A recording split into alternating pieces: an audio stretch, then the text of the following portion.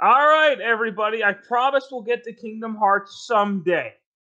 Some year, whenever Kingdom Hearts 4 comes out, so never. Exactly. But yeah. As we did our first impressions, now we have to do a full review. Now today we're going to be talking about Crisis Core Final Fantasy VII Reunion. Woo, boy.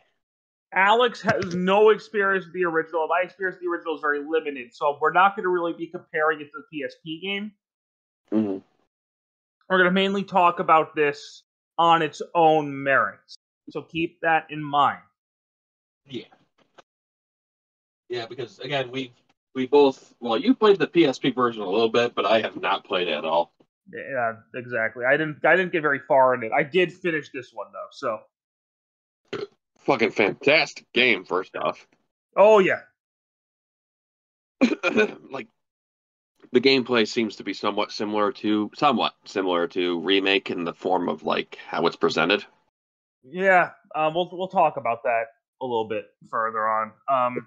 So Crisis Core, for those of you who don't know, is the prequel to Final Fantasy VII. Yeah, and at this point, if you're going to play Final Fantasy VII Remake, play this first now. I'd say, anyway. So you have more context for part one. No, I don't agree with that. No? And I'll tell you why when we get to the end.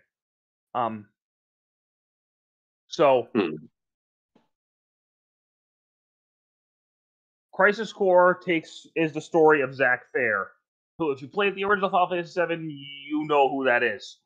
I did not play the original Final Fantasy VII. So Zack Fair was at the beginning of the game. He is a soldier second class. I thought he was first. He doesn't become first till later. Oh, no. Okay. And he's training under a guy named Angeal, who has the Buster Sword.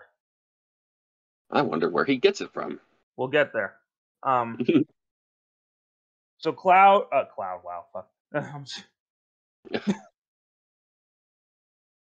So Zack really wants to be a soldier first class because he wants to be a hero. Mm-hmm. And you have to do some infiltration into Wutai and stuff like that. And that's where it's set up with missions that you can do for the Shinra Company. Mm-hmm. They're pretty easy to start off with, but it's basically the only way you're going to be able to grind for levels unless you figure out how to manipulate the DMW. We'll talk more about that later. Someone who Zack really looks up to is Sephiroth, who is like, the fact that I'm saying looks up to Sephiroth is very strange, but yeah, he's like the main guy. He's like the number one soldier. He's like the strongest guy, and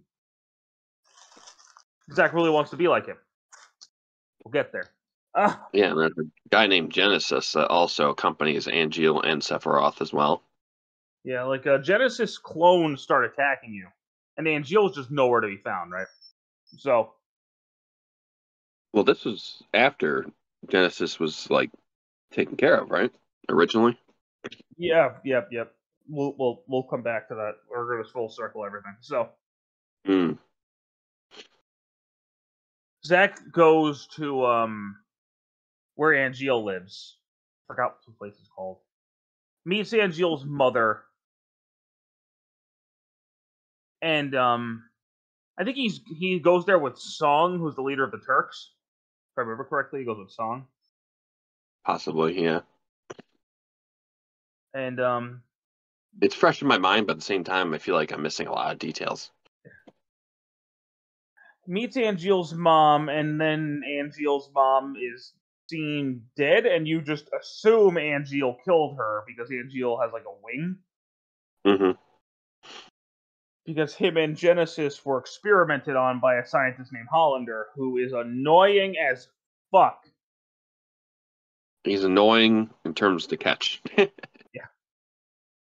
It's so stupid how he like doesn't get caught too. So you find out Genesis is also part of that experiment. Him and Angeal Their bodies are like degrading or something. Yeah, because they were early experiments that they didn't have any way to sustain itself. As time goes on, Zach meets up with Aerith, who becomes his girlfriend. Meets Basically, Cloud. is yeah. Meets Cloud, who is like his little apprentice, and unfortunately has to kill Angeal. Yeah, and Geo kind of forces it upon him.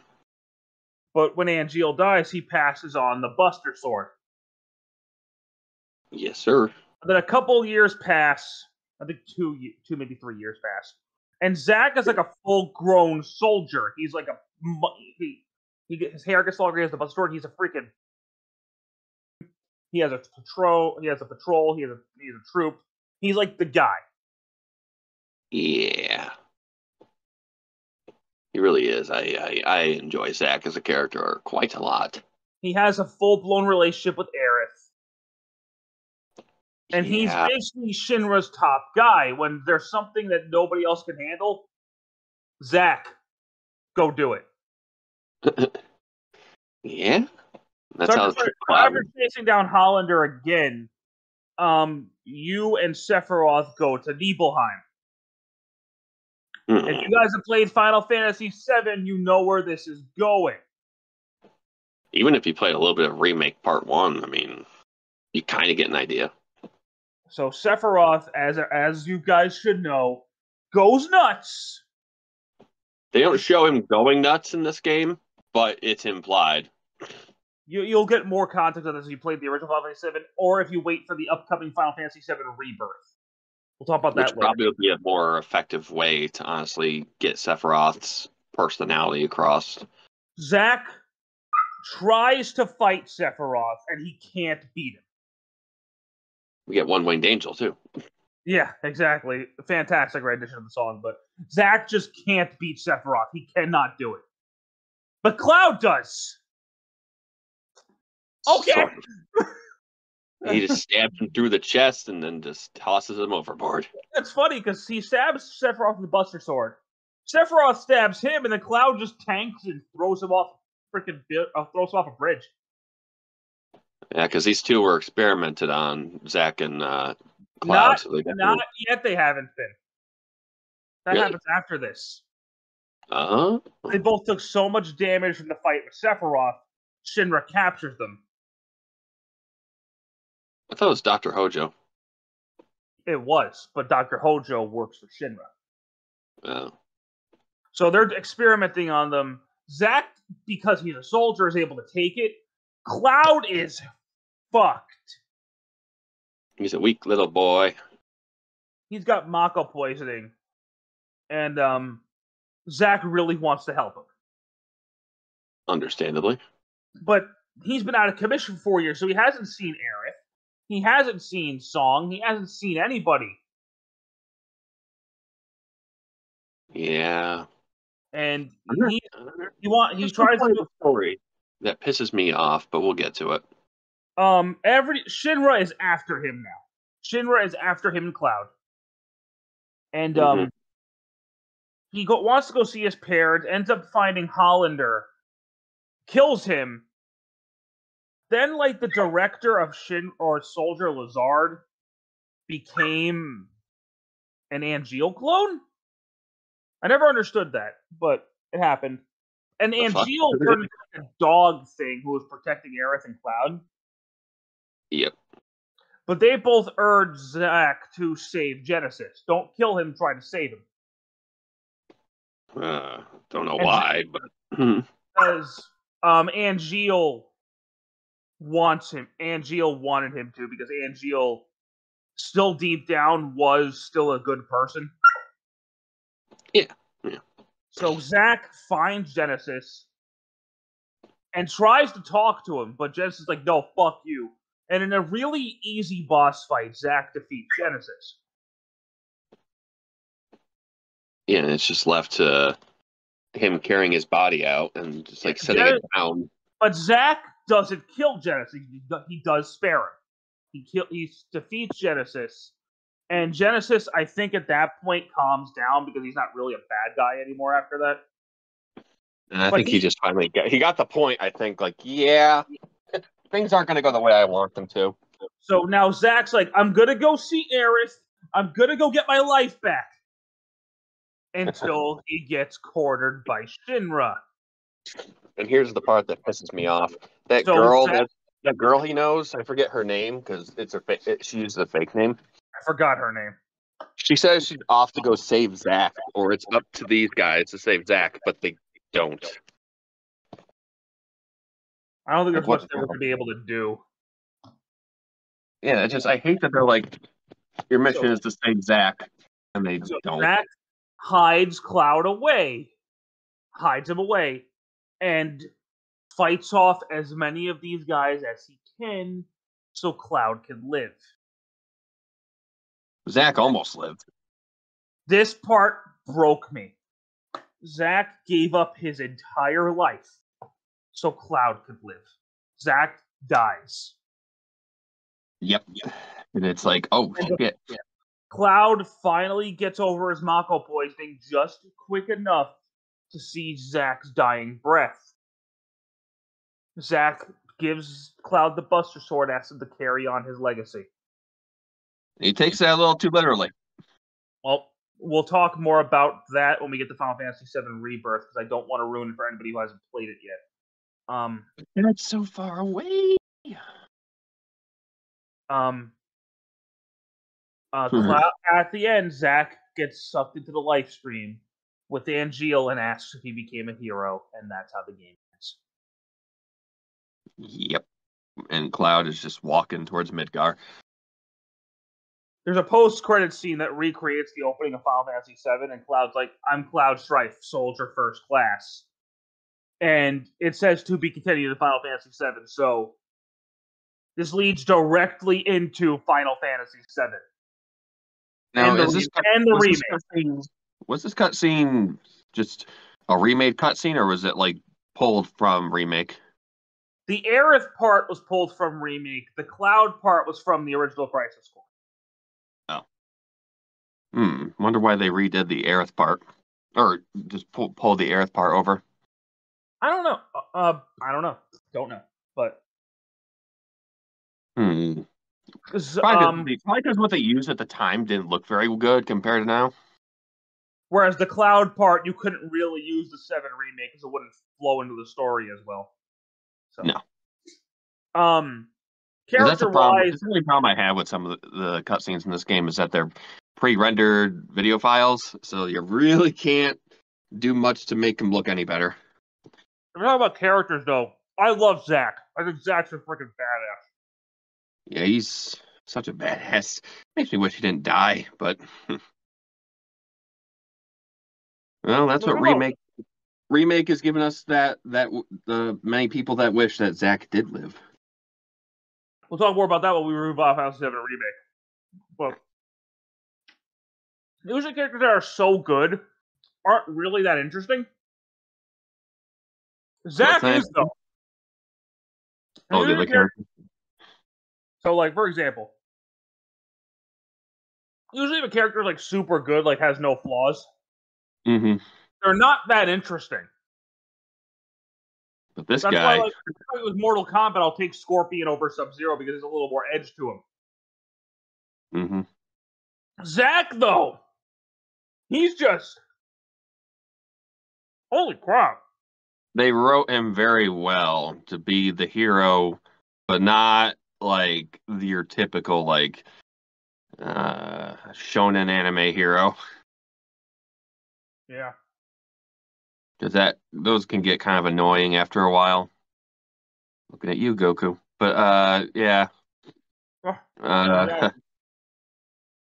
He has the right balance of actual personality with like as an actual person versus being the hero.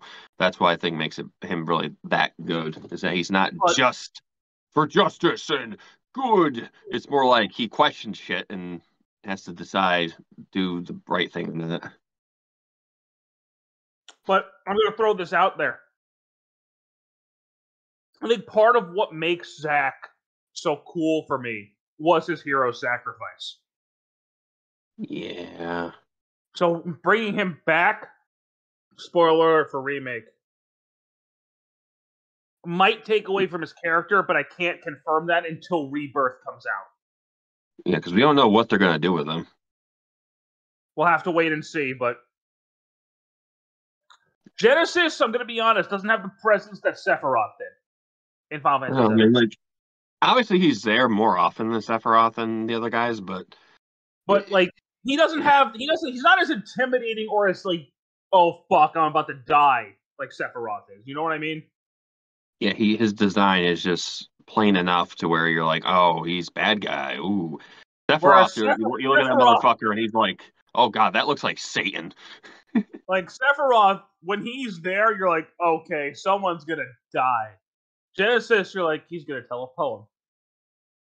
Yeah, he's gonna tell you, he's gonna tell about the love thing or whatever.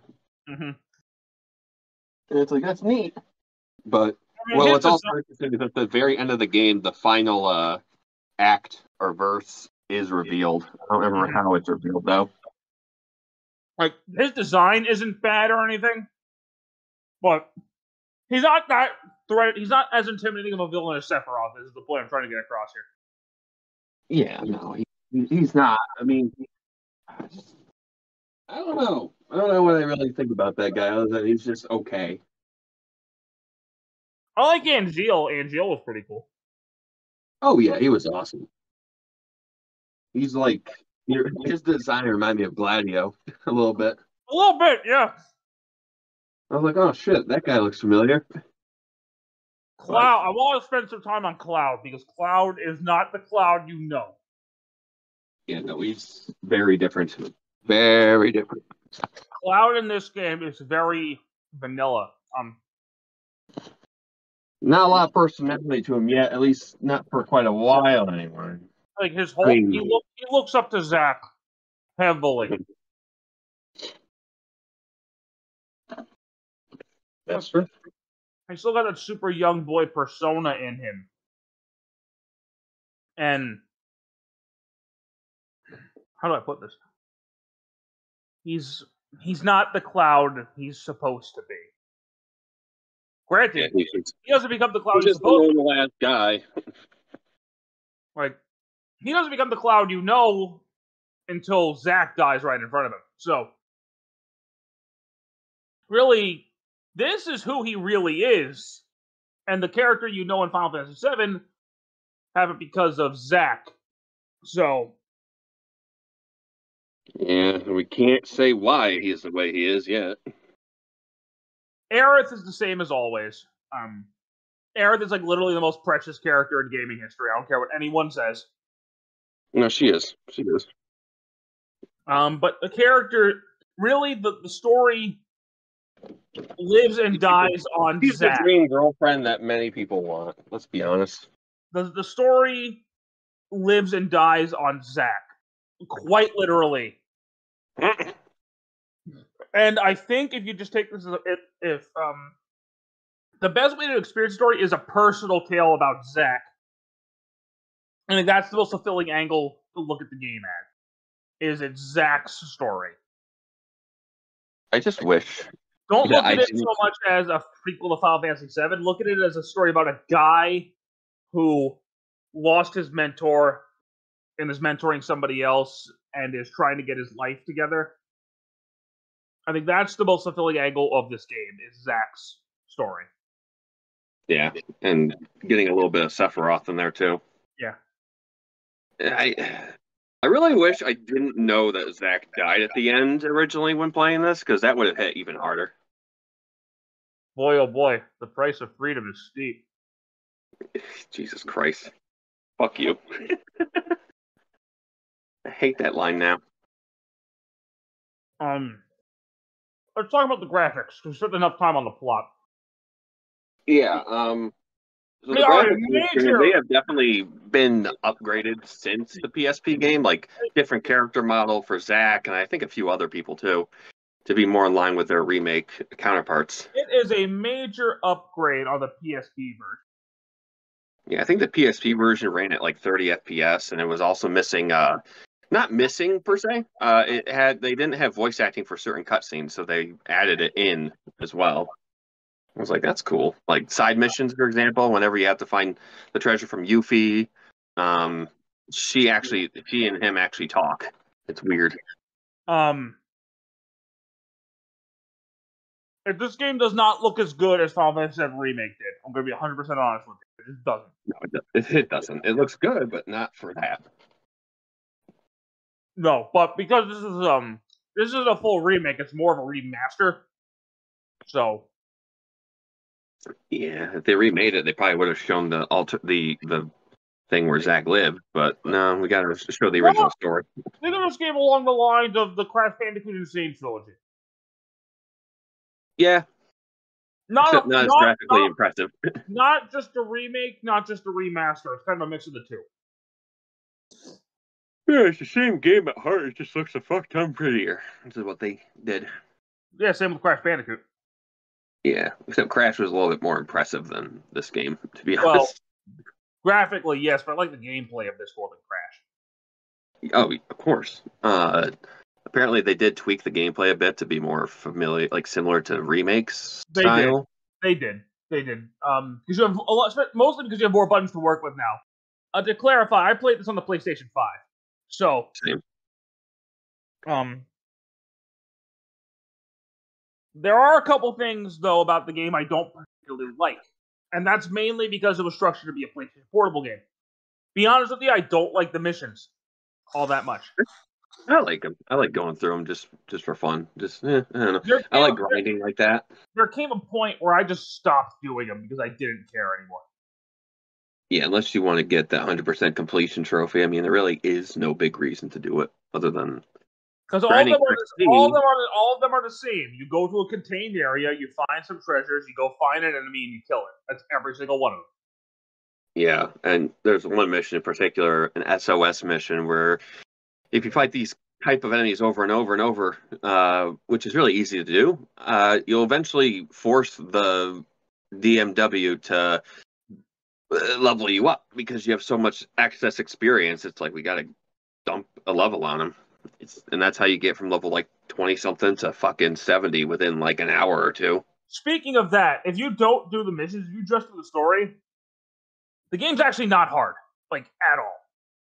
Yeah, so if you do what I did and get to level 70 and then beat the rest of the game, like I was already like at chapter 8 or so, maybe 7, you will destroy absolutely everything in one shot. It's ridiculous. I finished the game at level 34, and I really didn't have much trouble.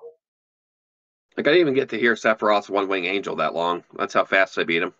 Like, the final boss, Genesis, I destroyed him. Absolutely mud-stomped him. I think it took like 5 or 6 hits for me with the Faraga, Hell Faraga. I used a Dark Blizzaga, and he just died. Like, boom, boom, boom. It just destroyed him. So it's like he just couldn't handle it.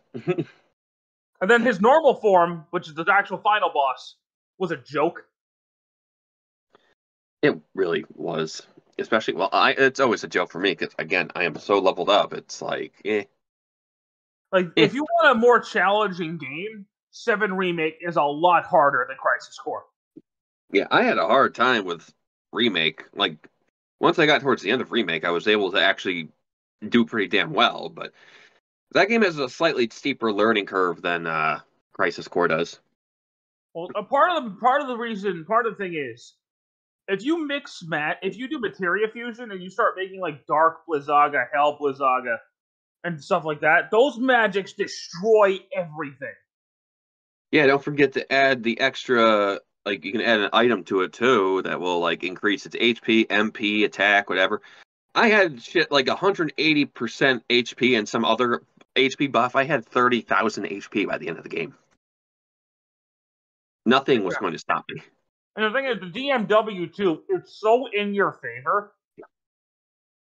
Unless you're trying to level up, then the game's just like, fuck you. Like, there are a lot of times you have infinite magic, you have infinite AP, you have a guard up, you have this, you have that. Oh, here's a limit break. Go kill somebody. Yeah, it kind of spices up the gameplay, in my opinion. But it's so in your favor. It really is. Like, except for the final battle. We'll get to that.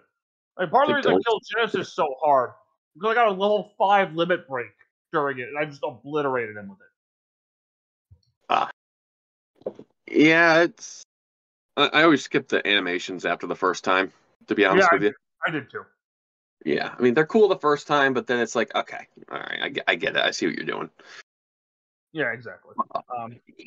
The way limit breaks work is that Zach will meet a character, and then he gets a limit break based on that character. Mm-hmm. So I think there's one for Sephiroth, Angeal, Aerith, Genesis, Cisne, that's her name.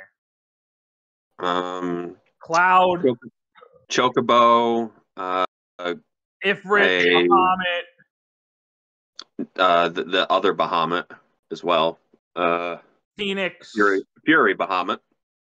Phoenix, and there's some summons. Yeah, you got Moogles for leveling up your stuff to max if you are lucky. Or you get Chocobos, you could get Cactuar if you do a certain side mission. I don't know what that would do, so it'd be on a New Game Plus playthrough someday. I don't know. Actually, the wrong guy. This game has a New Game Plus, and you're gonna destroy everything. Yeah, it keeps everything, dude. Yeah, you're just gonna. This game's not a challenge unless I think there's a behemoth super boss you can fight. Probably, yeah. That would not surprise me one bit. I saw him sitting behind a cage. I didn't try fighting. Yeah, nope. I just did. Yeah, there was one behemoth I had to fight in one of the beach missions. I'm sure you did one of those.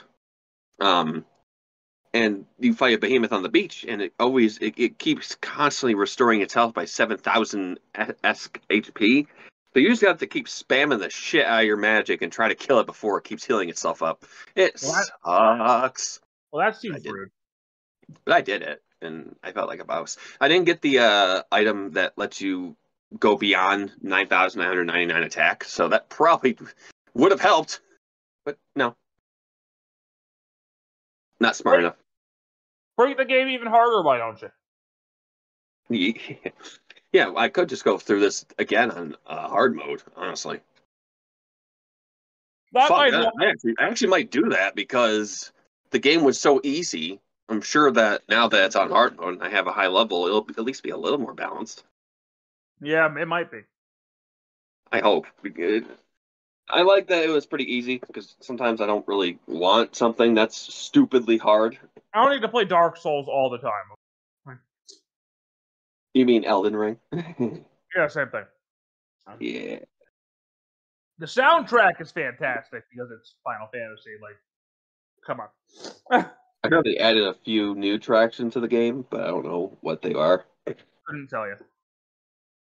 Yeah, I looked up differences and stuff at one point, but it was so brief that I looked at it. I'd have to look at it again. But again, I'm trying to imagine playing this on a PSP. Considering how fast the game is on the consoles, I'm wondering how the hell did this work on PSP? It's a lot slower. Really? A lot slower. Wow. Okay, that makes sense. That must be boring, though.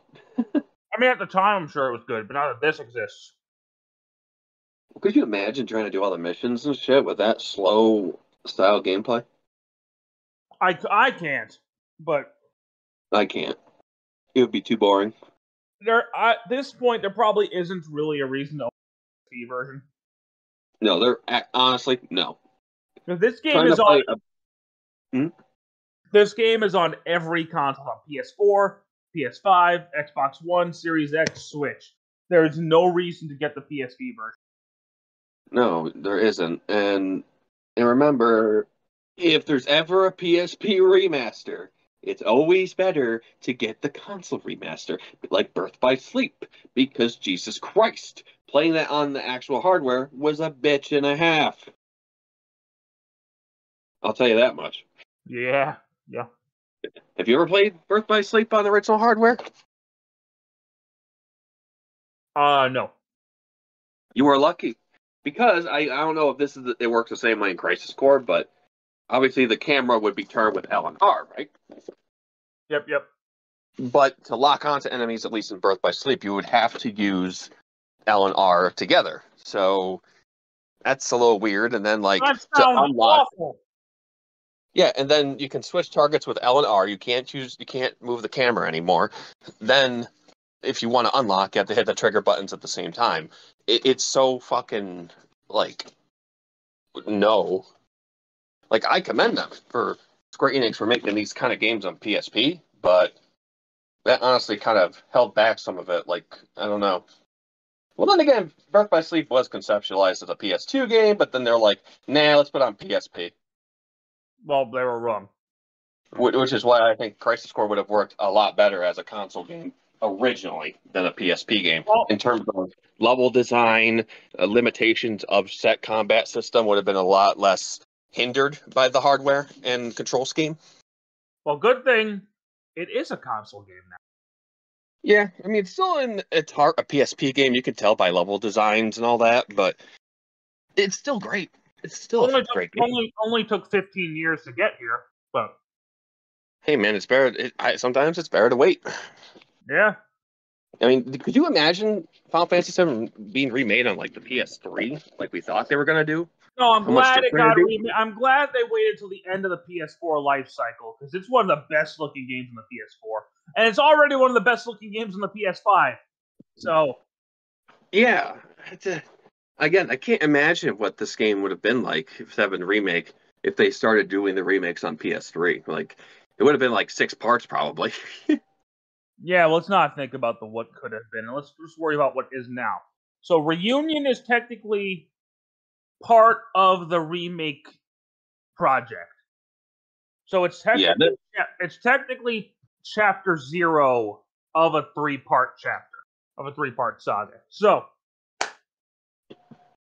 Except in this, we get the original ending. We don't get to see the alternate ending from 7 Remake. well, because this has to lead directly into Final Fantasy VII, so the ending couldn't actually be changed. I could get if they added an alternate scenario after you beat the game of what 7 Remake will do. And they gave you more context. I'm honestly not shocked they didn't. One thing I want to circle back to is at the beginning of the video, Alex made a statement that you should play this before 7 Remake. I don't think so. I mean, it helps contextualize some things in FF7. I think if you play this first, you're going to learn too much about Cloud. Oh.